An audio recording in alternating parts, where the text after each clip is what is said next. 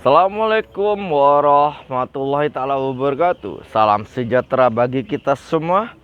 Om Swastiastu, Namo Buddhaya, salam kebajikan. Salam rayu suksma yang sudah like, share, dan subscribe channel ini. Oke, di link description ada ebook menarik. Sudah saya siapkan. Di tanggal hari pekan, tanggal 13 Juni 2026. Saya akan sadukan berita terbaru dari saya berhadap dengan kegagalan timnas U19 dan kita fokus untuk Piala Asia U20 yang akan menghadapi Australia juga ya, dan Malaysia, dan ada satu musuh yang akan dihadapi oleh timnas Indonesia. Tetapi kita harus memberi support untuk coach Novarianto. Kegagalan di AFF bisa menjadi ini saya akan memberikan gambarannya. Melawan Australia juga, Indonesia, Malaysia, dan Laos di kualifikasi ASEAN Cup U20. Dan semoga saja di tanggal 31 Agustus kita melawan Malaysia, dan di tanggal 9 September, di 3 September kita melawan Laos, dan terakhir di 6 September kita akan melawan Australia. Juara grup dan 7 runner-up terbaik dari total 8 grup akan lolos ke putaran final Piala Asia U20 2027 yang berlangsung di Cina. Oke, itu dari yang pertama. Berita pertama dibuka dari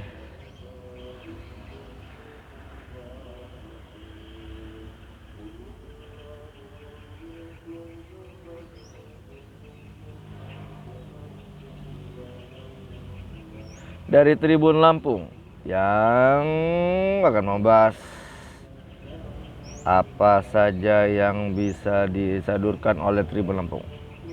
Tidak ada update dari berita Lampung, saya akan dari suara.com via Facebook.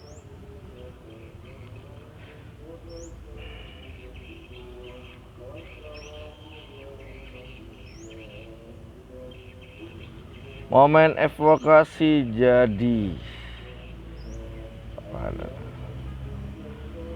jadi sorotan.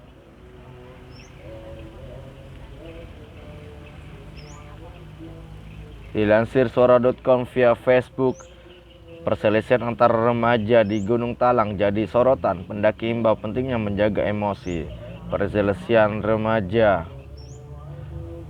antar remaja di Gunung Talang jadi sorotan. Pendaki diimbau pentingnya menjaga emosi. Sebuah video yang beredar di media sosial memperlihatkan terjadinya perselisihan antar dua remaja perempuan di kawasan Gunung Talang, Sumatera Barat. Peristiwa tersebut menarik perhatian publik setelah direkam oleh sejumlah pendaki yang berada di lokasi. Berdasarkan informasi yang beredar, perselisihan diduga berkaitan dengan masalah hubungan pribadi. Dilansir suara.com via Facebook, temuan dugaan pemborosan anggaran program makan bergizi gratis MBG lebih dari 1 triliun rupiah per bulan menambah panjang sorotan terhadap tata kelola program unggulan pemerintah tersebut. Apalagi salah satu program strategis nasional itu telah diterpa kasus dugaan korupsi yang menyeret mantan pimpinan Badan Gizi Nasional, kasus keracunan makanan, hingga persoalan distribusi mandate di lapangan. Guru Besar Manajemen dan Kebijakan Publik Visipol UGM, Gabriel Lele, menilai runtutan persoalan ini merupakan puncak dari akumulasi bahwa masalah tata kelola yang sentralistis dan tertutup sejak awal program bergulir. Kalau sebuah program dianggap prioritas oleh presiden, karakter dasarnya adalah tertutup dan sentralistis. Hanya sedikit orang yang terlibat dan bertanggung jawab langsung kepada presiden, kata Gabriel dikutip Jumat 12 Juni 2026. Pola pengambilan keputusan yang terkonsentrasi di pusat membuat ruang kontrol publik maupun pengawasan internal menjadi lemah. Kondisi tersebut membuat berbagai persoalan sulit terdeteksi sejak awal. Menurut Gabriel, model kebijakan MBG yang diterapkan seragam di seluruh Indonesia berisiko pula mengabaikan kondisi tiap daerah. Padahal kesiapan infrastruktur, kapasitas pemerintah daerah, hingga kebutuhan masyarakat di tiap wilayah berbeda-beda. Kalau pola kebijakan seperti MBG yang dirumuskan di nasional dan diterapkan di seluruh Indonesia, risikonya adalah kurangnya sensitivitas terhadap konteks lokal, ujarnya. Ia menuturkan bahwa pengolahan anggaran besar dalam program berskala nasional semestinya diimbangi sistem kontrol dan akuntabilitas yang kuat. Namun, pengawasan yang selama ini dilakukan lebih bersifat reaktif setelah masalah muncul ke permukaan. Kondisi tersebut dinilai membuka ruang bagi berbagai masalah, mulai dari dugaan penyimpangan pengadaan, pemborosan anggaran, hingga menurunnya kualitas layanan di lapangan. Apalagi menggunakan anggaran yang besar dengan cakupan nasional, godaan-godaan untuk mengambil sesuatu itu mesti ada. Itu bisa diminimalisir kalau bukan dihilangkan dengan menginstalasi sistem kontrol dan sistem akuntabilitas yang memadai. Respons pemerintah terhadap kritik publik sejauh ini pun terkesan tak memadai. Sejumlah kritik terkait keracunan makanan, kualitas layanan, hingga dugaan pemborosan anggaran justru kerap dianggap sebagai ancaman terhadap program prioritas pemerintah tersebut. Sebagian yang mengkritik ini adalah orang-orang yang sebenarnya setuju dengan tujuan MBG dan ingin MBG itu diterapkan secara baik. Tetapi karena jawabannya begitu, kemarahan publik makin meningkat. Ia menduga faktor politik turut mempengaruhi lambatnya evaluasi terhadap MBG. Sebagai program unggulan presiden, MBG dinilai memiliki nilai politik besar, sehingga pemerintah cenderung berhati-hati melakukan koreksi besar meski persoalan terus bermunculan. Mereka memperhitungkan program ini untuk investasi pemilu 2029. Sebagai langkawan, Gabriel mendorong pemerintah melakukan evaluasi total terhadap desain kelembagaan MBG, mulai dari perencanaan, penganggaran, pelaksanaan, hingga mekanisme pertanggungjawaban. Ia bahkan mengusulkan penghentian sementara program selama 1 hingga 2 bulan agar evaluasi bisa dilakukan secara independen dan komprehensif.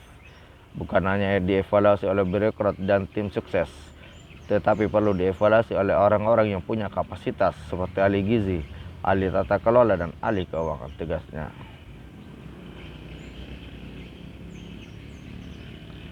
Dilansir Sora.com via Facebook, Menteri Sekretaris Negara Prasetyo Hadi memastikan anggaran program MBG berpotensi berkurang.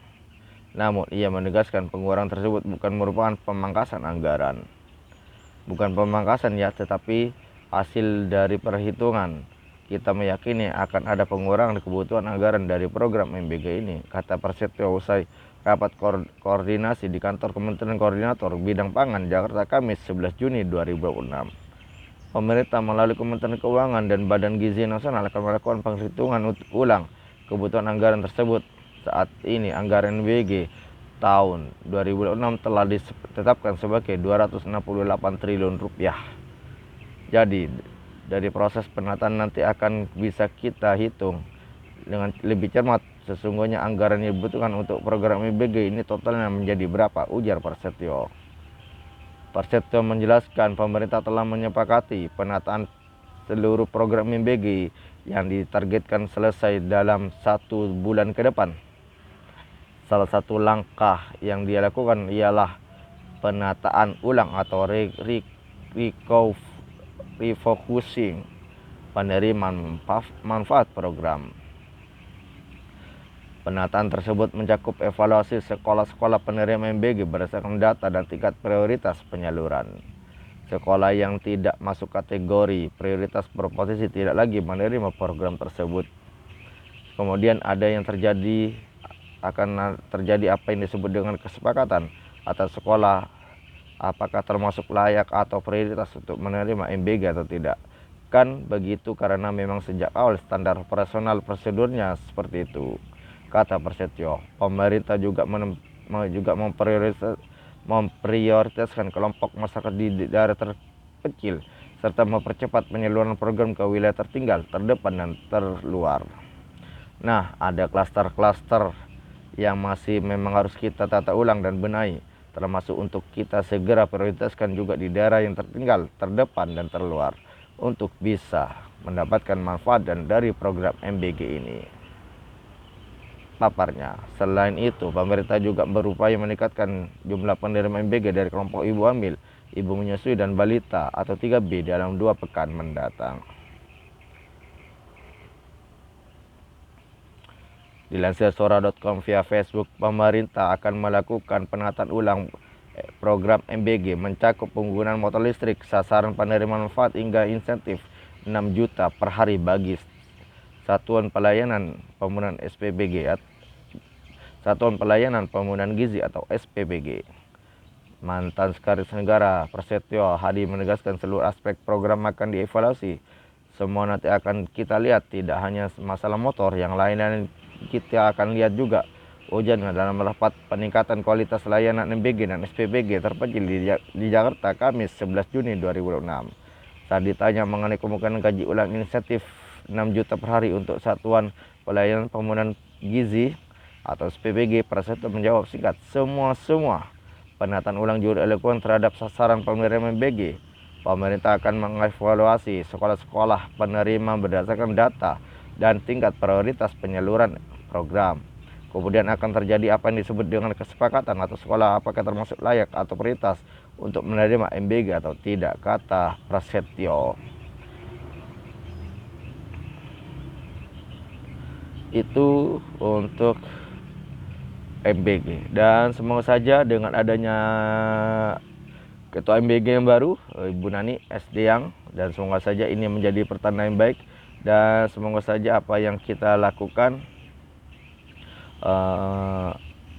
kritik kepada pemerintah tentang MBG harus berjalan positif, dan dengan adanya kritikan pemerintah menjadi dievaluasi lagi tentang penganggarannya, yang dimana berarti bukan 1 triliun per bulan atau per hari yang saya kata Pak Dadan, dan semoga saja ini menjadi kritik yang baik untuk pemerintah dan bisa mengevaluasi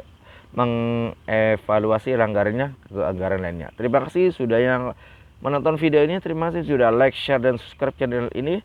Ada ebook menarik di link description sudah saya siapkan. Terima kasih dan sampai jumpa di next video, dan bye bye. Wabillahi taufiq wal hidayah. Wassalamualaikum warahmatullahi wabarakatuh. Salam sejahtera bagi kita semua. Om Swastiastu, Namo Buddhaya. Salam kebajikan dan bye bye lagi.